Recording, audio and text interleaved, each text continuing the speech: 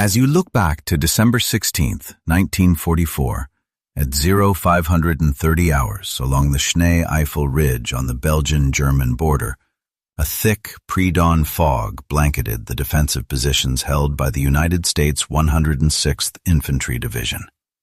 Just across the frozen divide, Wehrmacht troops belonging to the 18th Volksgrenadier Division were actively bracing themselves for the initial onslaught of what you now know as the Battle of the Bulge. These advancing men tightly gripped the Karabiner 98K, a proven, bolt-action weapon virtually identical to the rifles wielded by their fathers in the brutal trenches of the First World War, possessing a lethal precision that had already been validated from the swift invasion of Poland to the frozen outskirts of Moscow. Yet, within a mere matter of hours, those very same German forces would painfully realize that their deeply ingrained tactical doctrines, heavily reliant on the 5-round capacity and manual cycling of the Mauser mechanism, were completely outmatched by the relentless semi-automatic firepower of the American military. You can clearly see how the underlying mathematics of modern infantry engagements had undergone a fundamental and irreversible transformation during this pivotal era.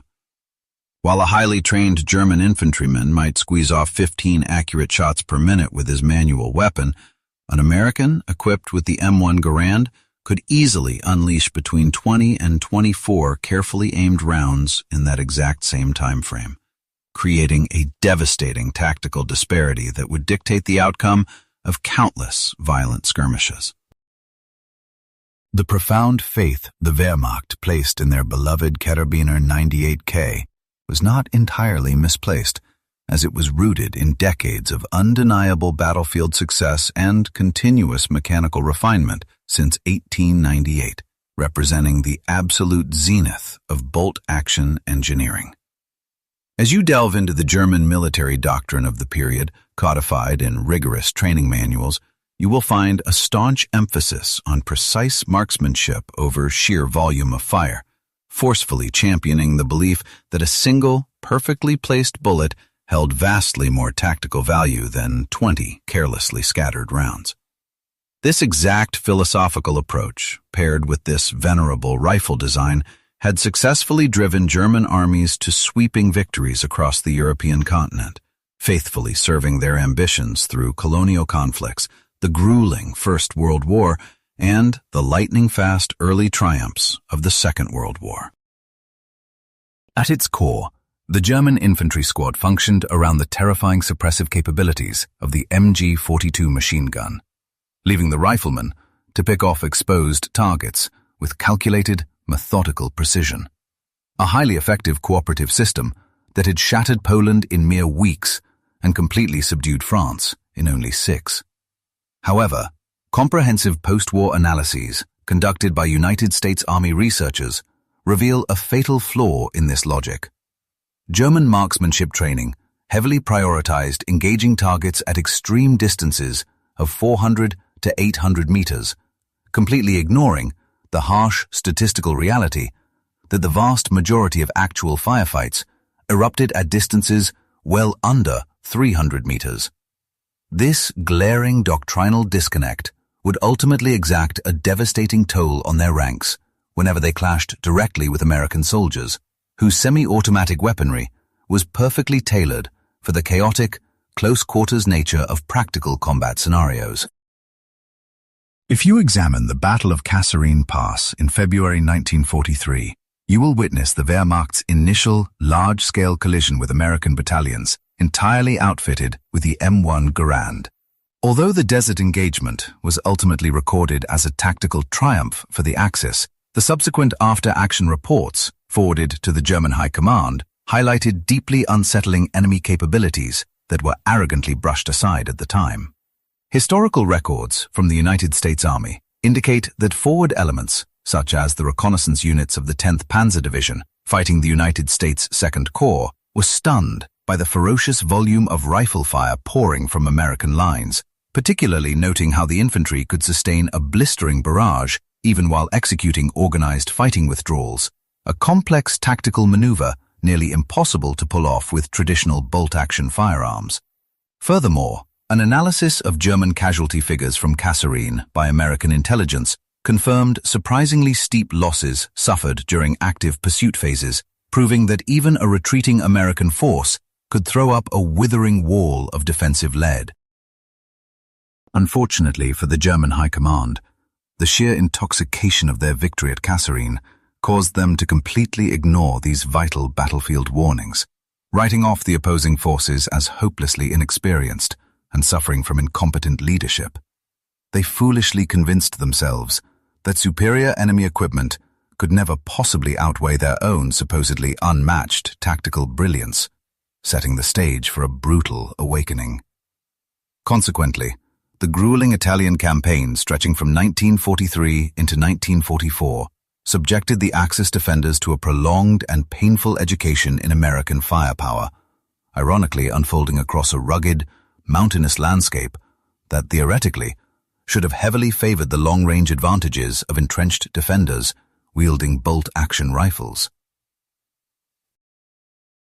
When you study the vicious Battle of San Pietro in December 1943, you see the 29th Panzer Grenadier Division slamming into an unrelenting storm of American rifle fire that utterly shattered pre-existing German tactical expectations.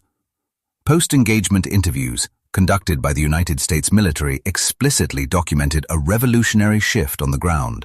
Individual American riflemen possessed the extraordinary ability to lay down their own suppressive fire while actively advancing, effectively allowing every single soldier to act as an independent base of fire, rather than leaning solely on a centralized squad machine gun.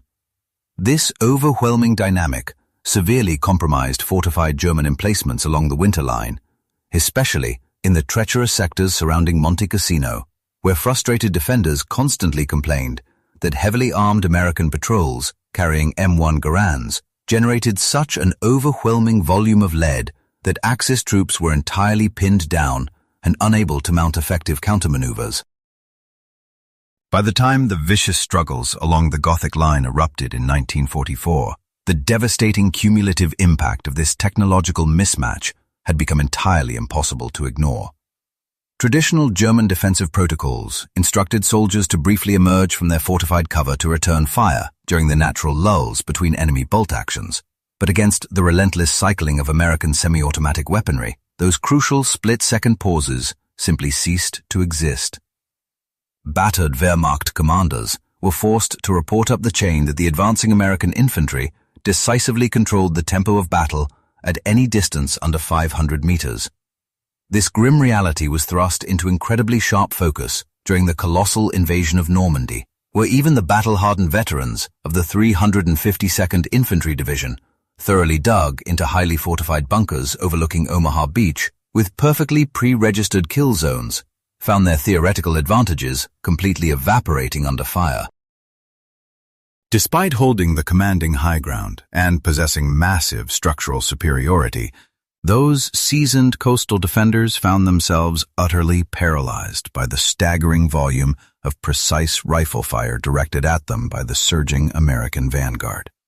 Official United States Army archives detailing the bloody events of D-Day reveal that troops from the 1st and 29th Infantry Divisions, even while sustaining horrific, paralyzing losses on the sands of Omaha Beach, managed to continuously pin down their entrenched adversaries as they clawed their way up the steep bluffs. Imposing German strongpoints, originally engineered to easily shrug off heavy artillery barrages, were effectively neutralized by the sheer, overwhelming accumulation of thousands upon thousands of 30-06 caliber bullets continuously raining down from M1 Garands.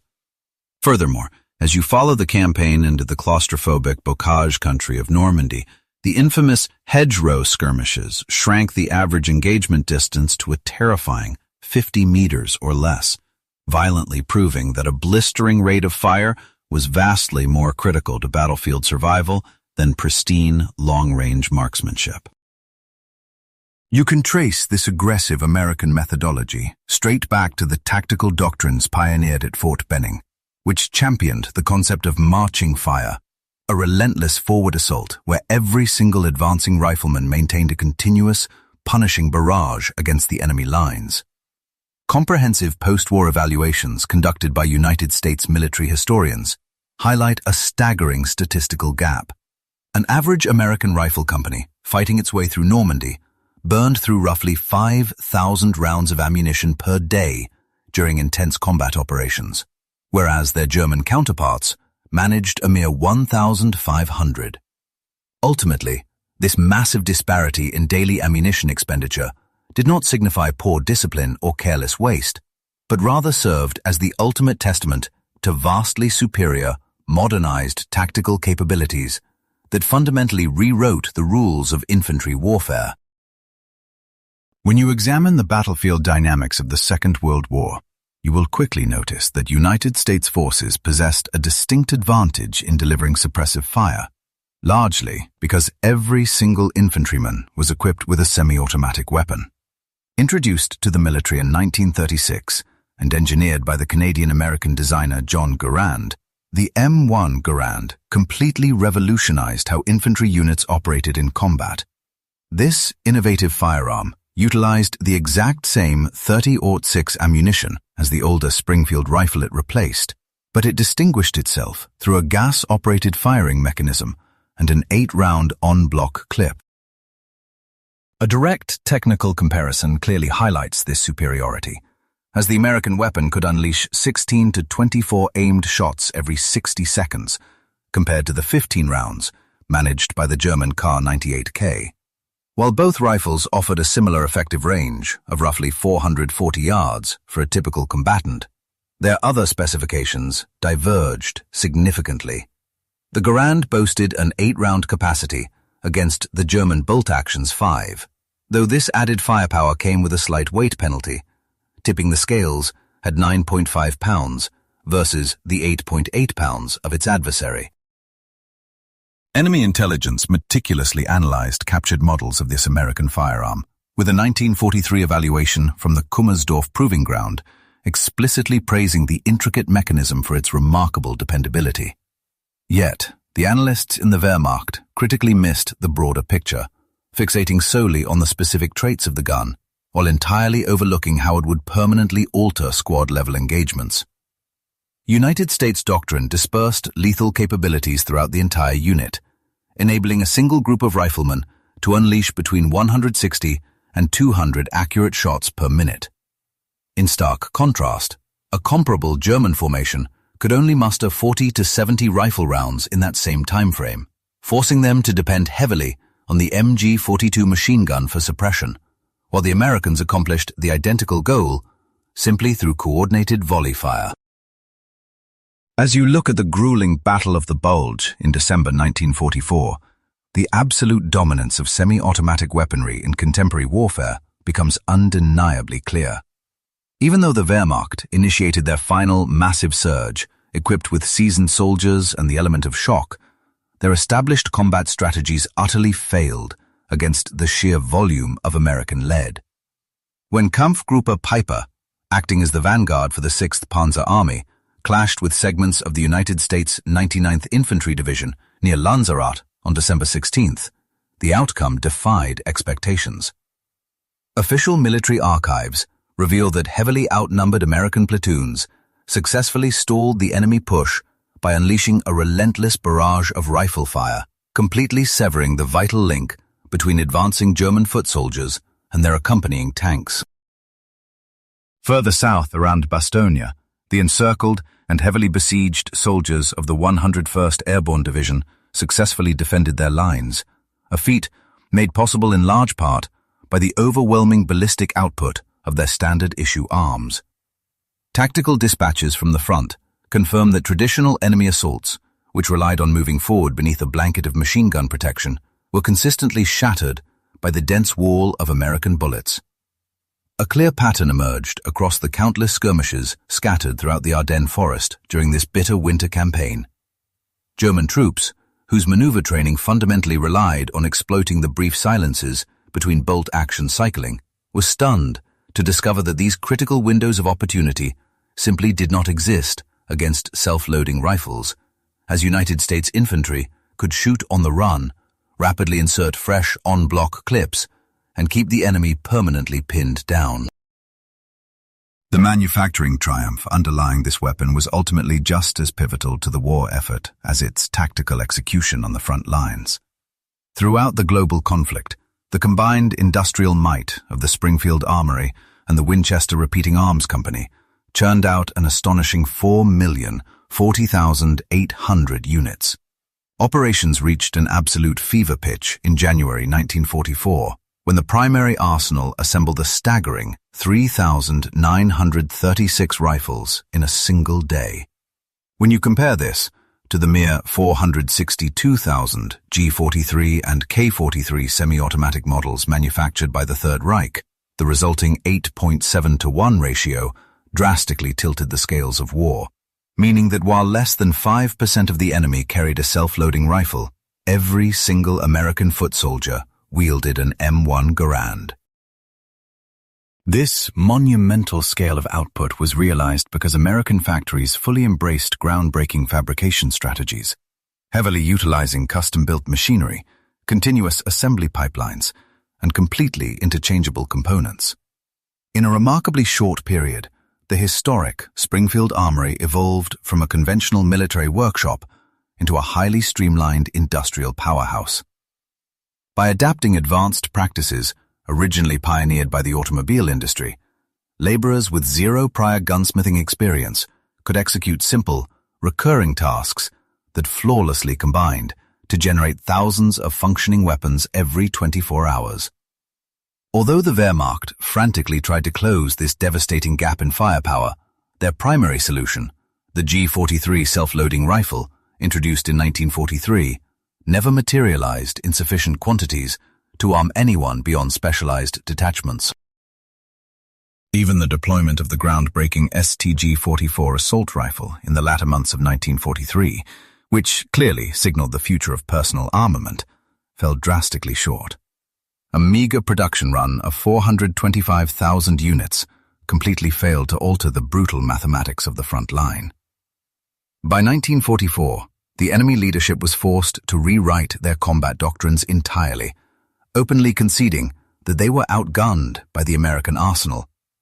Their heavily revised procedures ordered troops to dig profound trench networks, rely heavily on indirect mortar or artillery strikes, and desperately shun head-to-head firefights with United States platoons. These desperate shifts were essentially admissions of defeat, a reality confirmed by Allied intelligence officers who noted that Western Front defenders categorically refused to launch conventional assaults, paralyzing the Wehrmacht in a defensive posture from which they could never recover following the initial breakout from Normandy.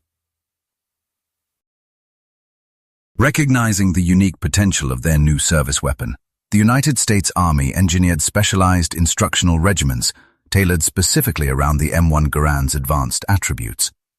Instructors at the Fort Benning Infantry School formulated curriculums that prioritized swift target neutralization rather than agonizingly precise marksmanship, teaching recruits how to instinctively acquire and strike threats without waiting for an immaculate sight alignment. Through the Train Fire initiative launched in 1943, trainees engaged mechanical pop-up silhouettes at diverse distances to mimic genuine warfare, expending hundreds of bullets to forge the muscular reflexes needed for accelerated combat. Such profligate preparation stood in stark opposition to German instructional doctrines, which strictly championed calculated, accurate discharges, while severely restricting the expenditure of practice rounds. As a direct result of these semi-automatic capabilities, American combat philosophy continuously evolved to extract every possible battlefield advantage from the platform. Small units gained extraordinary fluidity in executing fire and movement drills, since absolutely any infantryman could lay down a suppressive barrage while his comrades relocated, thereby erasing the historical divide between the supporting element and the maneuvering squad. You can see a prime example of this during the autumn 1944 offensive against the Siegfried Line, where United States troops proved that auto-loading rifles could systematically dismantle entrenched fortifications. Defensive bunkers, engineered by the Germans to funnel assailants into machine gun crossfires, ultimately collapsed beneath the overwhelming cumulative impact of relentless American rifle barrages. According to dispatches from the United States First Army, concentrated M1 Garand volleys successfully pinned down German bunker embrasures, affording combat engineers the precious seconds needed to advance and plant their explosive payloads. A solitary American platoon generated such an intense volume of lead that they could simultaneously paralyze several hostile emplacements, effectively severing the enemy's ability to provide mutually supporting crossfire. Furthermore, the October 1944 Battle of Aachen perfectly illustrated how vicious urban engagements exponentially amplified the inherent strengths of this gas-operated firearm. In the claustrophobic confines of city fighting, the capacity to unleash 8 successive shots without manually cycling a bolt became a critical lifesaver, granting American personnel a massive superiority over their German rivals during close-quarters room clearances. Beyond its offensive merits, the M1 Garand's gas-operated mechanism demonstrated a rugged dependability amid hostile environments that far exceeded preliminary military expectations. Throughout the brutal freezing temperatures of the 1944 to 1945 winter campaign, the firearm operated flawlessly, while other military equipment routinely succumbed to the extreme chill. Because the operating rod and gas cylinder were completely encapsulated, the weapon repelled dirt and slush significantly better than the exposed mechanisms found on the Karabiner 98K. Furthermore, the on-block clip design, despite early complaints regarding its iconic metallic ping upon ejection, emerged as a brilliant combat asset. You would find that American infantrymen could intuitively slam a fresh clip into the receiver by touch alone during zero visibility conditions, whereas German troops were forced to clumsily thumb individual cartridges into an internal magazine, exposing themselves to hostile fire for much longer durations. Ultimately, this legendary firearm embodied the United States' industrial approach to global conflict, championing the rapid mass manufacturing of sufficiently robust equipment over painstakingly handcrafted perfection. By 1944, assembling a single unit required roughly $85, a price tag remarkably similar to the Karabiner 98K, yet American assembly lines churned them out at triple the velocity.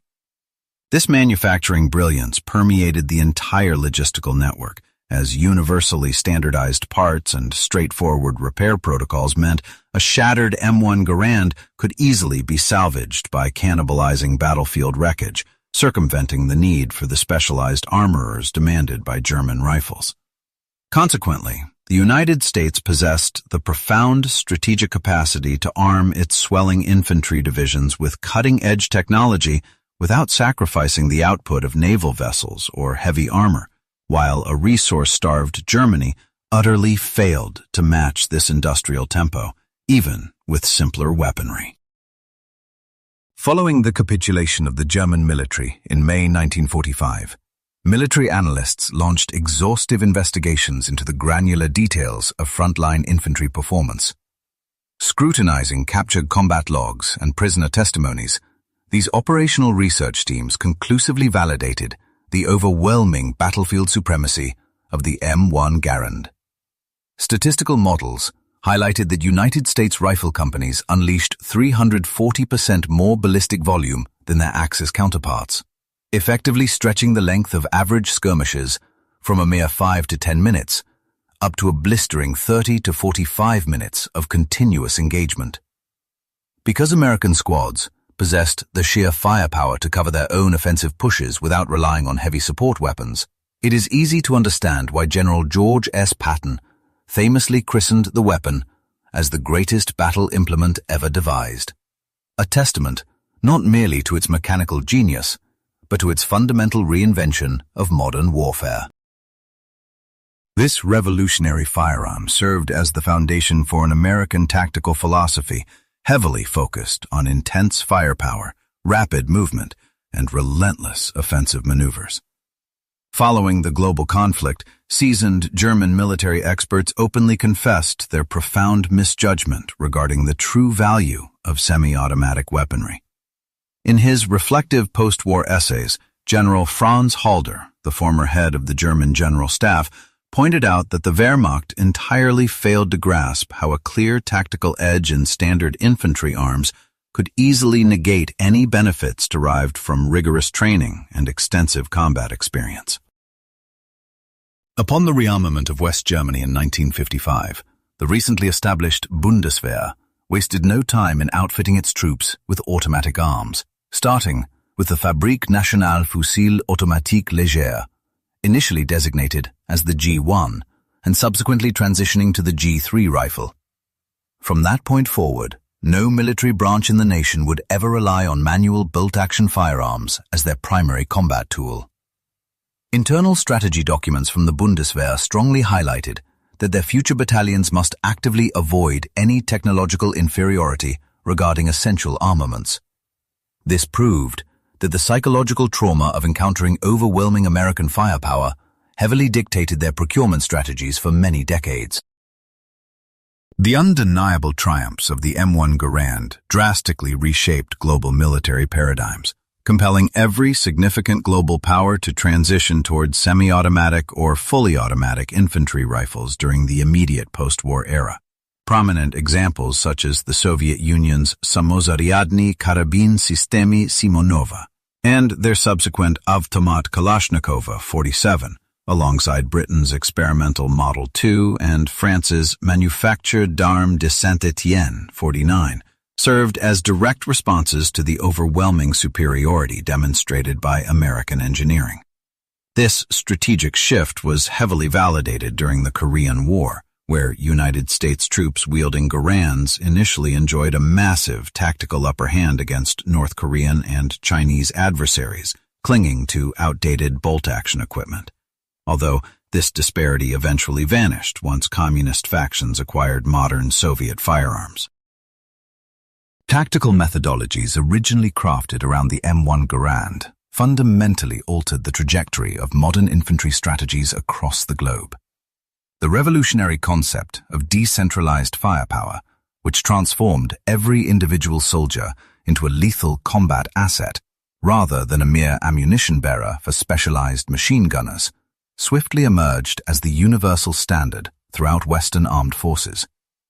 Contemporary unit tactics, which place a high premium on operational fluidity and split-second decision-making at the squad level, can trace their direct lineage back to the unprecedented capabilities introduced by reliable semi-automatic rifles.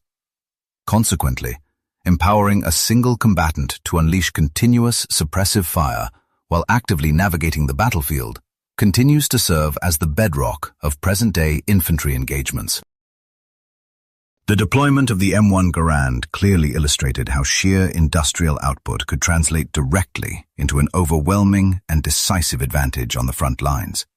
The capacity of the United States to manufacture highly intricate weapons on a massive scale without sacrificing operational reliability proved beyond a doubt that 20th century conflicts demanded as much factory prowess as they did battlefield cunning. This crucial revelation extended far beyond personal firearms, as the exact same manufacturing philosophy responsible for forging millions of Garands simultaneously churned out tens of thousands of heavy tanks, combat aircraft, and naval vessels. By seamlessly weaving high-volume production techniques into their strategic military necessities, logistical planners fundamentally revolutionized the entire concept of modern warfare. The true influence of the M1 Garand extended significantly past mere calculations of rounds fired per minute, offering a profound psychological benefit to the troops holding it. By placing this sophisticated tool in the hands of American soldiers, many of whom were simply drafted civilians lacking extensive combat backgrounds, it instantly granted them a tangible superiority over highly trained professional German veterans. This distinct technological advantage naturally elevated troop morale and self-assurance, which directly fueled a much more aggressive and successful execution of combat tactics. On the opposing side of the battlefield, German units suffered from compounding demoralization upon repeatedly encountering such dominant enemy firepower, with post-war studies confirming that this awareness severely crippled their recruitment efforts, training regimens, and overall combat efficacy during the final years of the war. Overcoming the venerable Karabiner 98K was not merely a matter of one machine outperforming another. It decisively closed an entire chapter in the history of global infantry warfare. The prolonged era of the manually operated bolt-action rifle, an instrument that had effectively ruled global battlefields since the 1890s, met its violent conclusion amidst the dense hedgerows of Normandy, the freezing forests of the Ardennes, and the shattered urban landscapes of the Third Reich. While German battalions initially marched into the Second World War brimming with absolute confidence in their established strategic doctrines and superior combat conditioning, they were destined for a harsh awakening. They quickly learned that the unrelenting combination of American industrial mass production and advanced semi-automatic technology had essentially rendered their traditional approach to ground combat entirely archaic. Regardless of the exceptional marksmanship and discipline possessed by the soldiers wielding them, the standard bolt-action rifles of the Wehrmacht were entirely incapable of matching the sheer volume of accurate, sustained fire generated by American semi-automatic platforms. This brutal realization sparked a complete and permanent transformation across the globe, ensuring that no major international power would ever again equip its frontline infantry with manually operated primary weapons. The harsh truths uncovered between 1943 and 1945 proved that overwhelming firepower, immense manufacturing capabilities, and relentless technological innovation could easily conquer traditional military virtues. Consequently, these profound lessons deeply influenced and molded international military doctrines throughout the rest of the 20th century and far into the modern era. Beyond simply playing a crucial role in securing an Allied victory during the Second World War, the M1 Garand thoroughly dismantled and rebuilt the fundamental nature of frontline infantry engagements. Whenever a German combatant was forced to momentarily pause and manually cycle their weapon's bolt as a relentless stream of American ammunition snapped through the air above them, the very future of global combat was actively being forged. This rapidly approaching era clearly favored prosperous nations, capable of harnessing their vast industrial might to consistently equip their fighting forces with unparalleled technological assets. Although the Wehrmacht had initially anticipated participating in a conflict where rigorous drilling, established theory, and seasoned veteran experience would dictate the victor, they were utterly unprepared for the mechanized reality that awaited them. Instead of facing a traditional army, they encountered an adversary whose mighty industrial democracy had managed to arm practically every single troop with a rapid-firing weapon and a seemingly endless supply of munitions. Within this overwhelming mismatch rested not merely a series of battlefield losses, but the absolute termination of an antiquated philosophical approach to waging war, an evolution the German military structure never foresaw and ultimately never recovered from. The rapid insertion of an 8-round on-block clip fundamentally shattered the limitations of the 5-round stripper clip, formally ushering in an unforgiving age of mechanized warfare, delivered flawlessly through every single semi-automatic trigger pull.